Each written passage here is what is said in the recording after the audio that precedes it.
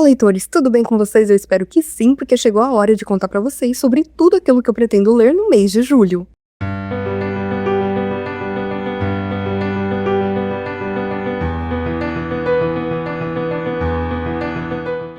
Gente, já vou começar dizendo que talvez o áudio fique um pouco estranho, tá? Porque é verão, tá um calor insuportável, então tem ar-condicionado ligado, tem um ventilador pra eu não derreter, tem cigarra cantando lá fora, porque é, né, auge do verão, e além disso, eu estou congestionada, então minha voz tá um pouquinho estranha, tá? Não estranhem tanto assim, mas é porque realmente eu queria vir aqui contar pra vocês, porque eu tenho boas expectativas aí pro mês de julho, algumas leituras que eu quero começar que faz tempo que eu tô enrolando, outras que eu quero continuar, e vou contar tudo pra vocês, mas antes vou pedir que você se inscreva aqui no Livro em Livros, que você curta o vídeo, que você comente, que você compartilhe, porque isso me ajuda bastante, tá bom? Então agora sim, vamos para a TBR de julho.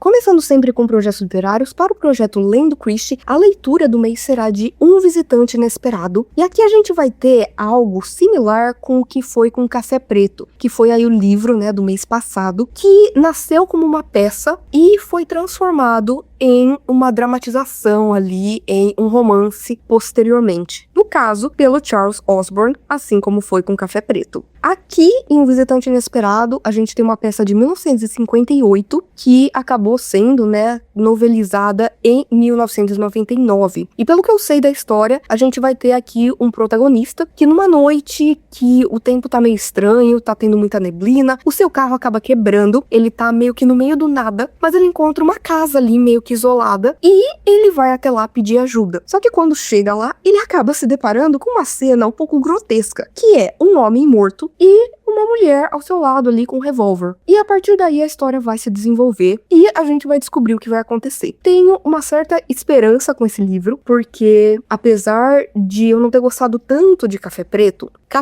contava com o Hercule Poirot, um dos grandes detetives da Agatha. E aqui, pelo que eu sei, não teremos nenhum. Então talvez acabe sendo ainda mais palatável para mim, sendo aí uma adaptação, e talvez traga ainda mais o estilo da Agatha, que eu senti que faltou um pouquinho ali em Café Preto. Então assim, quero ter boas expectativas, acho que vai ser uma história pelo menos ok, e eu estou intrigada.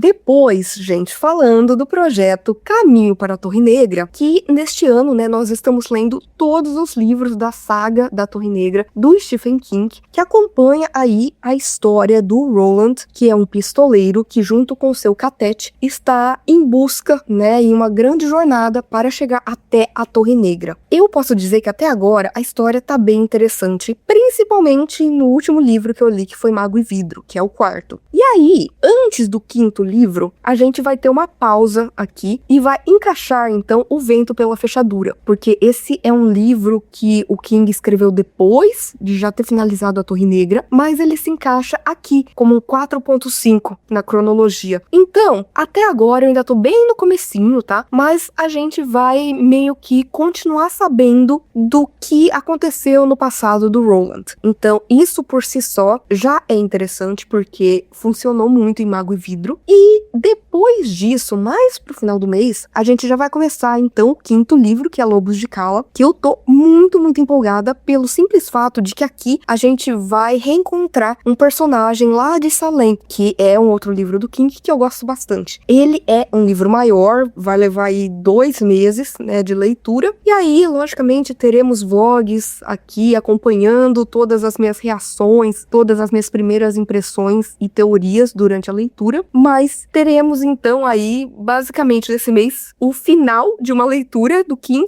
e o começo de outra.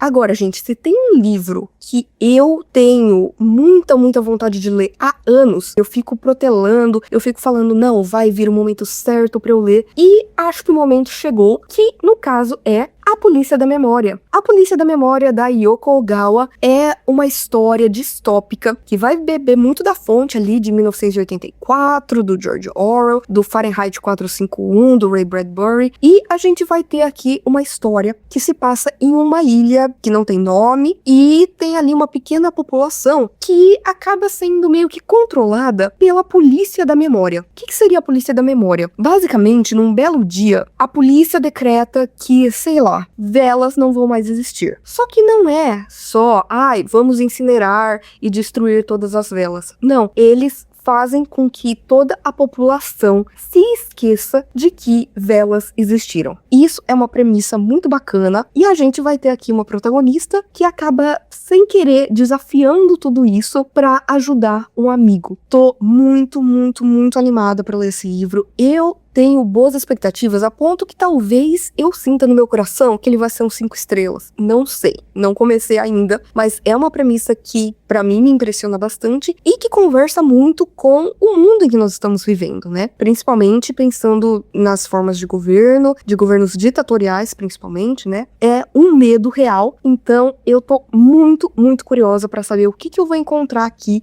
em A Polícia da Memória. Agora, eu preciso falar de umas continuações, ou seja, algumas histórias que eu li ali um primeiro volume de uma graphic novel e eu me interessei a ponto de querer continuar e eu resolvi fazer isso com algumas delas agora em julho. Uma dessas leituras é, então, o segundo volume de Gideon Falls, que seria Pecados Originais, escrito pelo Jeff Lemire, ilustrado pelo Andrea Sorrentino. E, gente, o que eu posso dizer? Eu li o primeiro volume porque eu gosto muito do Jeff Lemire, ele é um dos meus quadrinistas favoritos. E aqui, lá no primeiro volume, a gente conhece uma história muito louca que vai entrelaçar passado, presente e futuro através de um celeiro misterioso que aparece exclusivamente para determinadas pessoas e quando ele aparece, coisas terríveis acontecem por ali. É uma mistura ali de From com Dark, é uma coisa assim que, gente, é exatamente o tipo de história que eu amo. O primeiro volume foi sensacional, foi maravilhoso e agora, né, a gente continua a história e eu tô muito curiosa, né? As ilustrações são mais realistas, não tem tanto o estilo que a gente conhece do Jeff Lemire, que é uma coisa mais cômica, mas ele carrega toda a profundidade que só o Lemire consegue fazer e nos traz uma trama que vai deixar a gente extremamente curioso e querer continuar, porque, gente, eu terminei o primeiro volume esses dias, e aí eu já falei, não, em julho lerei o segundo, não sei se lerei mais, se der tempo talvez, mas, gente, sério, se você não conhece, inclusive, conheça Gideon Falls. Outra leitura que eu quero muito, muito, muito continuar agora é o segundo volume de Panderworld, que é da Linda Sejic, que me surpreendeu muito porque o marido dela, o Stefan Sejic, também é extremamente talentoso, um dos meus quadrinistas favoritos. E aí, agora eu resolvi ler algo dela e eu me apaixonei, porque a gente tem um reconto daquela história mitológica clássica que envolve aí o Hades e a Perséfone e toda a criação do inverno, né, do que seria aí uma explicação para o que é o inverno. Eu já posso dizer que eu amei a arte é incrível, é exatamente o meu tipo de traço, as cores também são maravilhosas e a história, ela me conquistou. Ela traz aí algumas coisas bem interessantes que são levantadas dentro desse reconto mesmo, mas a gente vendo mais da personalidade desses dois protagonistas, enquanto a gente também vai conhecendo outros personagens e eu quero muito continuar, ler aí o segundo volume de Panderworld, porque eu acho que vai ser incrível.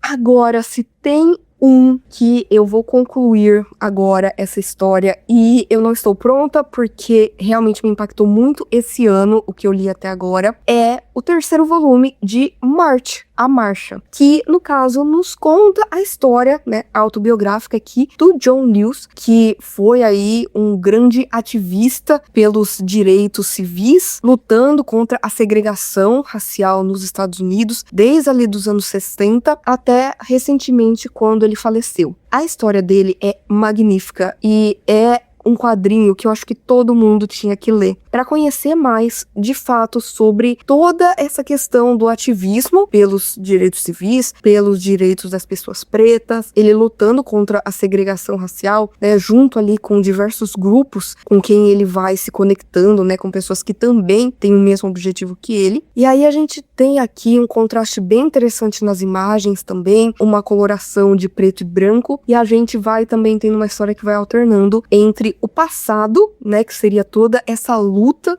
né, das coisas terríveis que ele viveu e que estavam acontecendo nos Estados Unidos durante a segregação, ao mesmo tempo que a gente também vai ver ele no presente de quando os quadrinhos foram escritos, né, na posse do Barack Obama, um quadrinho fenomenal, dividido aí em 3 partes, e finalmente eu lerei o 3º volume, e eu acho que também vai ser um 5 estrelas como os outros foram, porque que história e a forma como isso mudou, não só os Estados Unidos, mas o mundo. Então, tá aí uma história que vocês precisam conhecer, A Marcha.